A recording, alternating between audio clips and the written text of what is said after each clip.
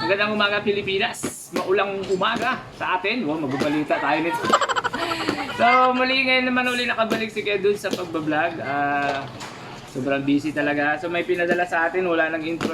May pinadala sa atin si Sir Dan Calma. So kung gusto niyo bumili ng mga product niya, ito yung kanyang, ilalabas ko dito sa screen yung kanyang Shopee account.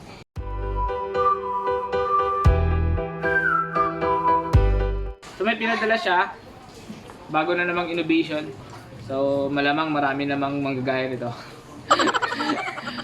Mas marami mga product ang ginagaya sa kanya eh. Siyempre, iba ang Pinoy. Marami na rin akong na-order sa kanya.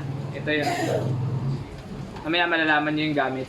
So yung mga na-order ko sa kanya, ito mga panggawa ng mga panghang. Tapos ito yung pangkat. And ito yung kanyang pangkat ng mga ganito. Yan, mga ganito. May mga sukat yan. Sobrang ganda ng mga product niya. Ang gaganda. Order na kayo guys, order na. So, alamin natin kung paano gamitin. So, napaka-basic lang naman kung paano gamitin. Ibababa ko na lang yung camera para makita ko. So, ito yung kanyang meter blade. Meter blade tawag dito guys. Yun guys. So, nakasukat pala to dito. Original din, galing basta yung gawa niya. So meron kasi mga lumalabas na hindi niya gawa. So baka hindi magtama. Nakasukat kasi ito eh. Sakto sukat sa gawa niya.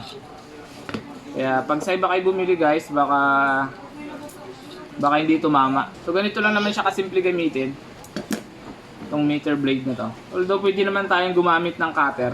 Sa cutter kasi parang medyo persado ka talaga. Lalo't medyo purol yung cutter mo. Pwede naman bagong blade. So kasi papalitan natin. Medyo purol na kasi. Automatic kasi yung cutter natin. Yung mga automatic yung cutter na nagpapalit ng blade. Pwede naman. Halimbawa ito bagong blade. Matalin. So, yung persa mo talagang magpupersa ka ng gusto. Ayan. Tsaka minsan, yung daan hindi ganun katuwid. Yan, no? Kung medyo mapapansin mo, sa cutter kasi medyo slanting siya. Ayan. Tsaka yung persa mo talagang magpupersa ka ng gusto. So dito naman, hindi. So napakaganda talaga ng gawa ni Sir Dan. Sa original copy. Yes. Ito yung blade nga pala nito, ilalagay ko na rin yung link siguro sa description or pwede rin dito sa so ang ingay sa labas, sobrang lakas pa ng ulan dito sa amin sa Palawan. Kumusta kayo guys sa ibang lugar? So ganun lang kasimple, didiin mo lang. So napaka basic guys, napaka basic gamitin. So pantay na pantay pa yung daan niya, napakadaling gamitin, mas mapapagaan yung trabaho niyo. Halimbawa ganyan. Yan yung kagandahan pag may ganito ka, napakaganda sa kantuhan guys. Super legit talaga yung mga product ng DC Tech Innovation. So order na kayo. Ingat ang lahat pala guys. Napakalakas ng ngayon. Sunod-sunod yung ating bagyo. Pila-pila sila.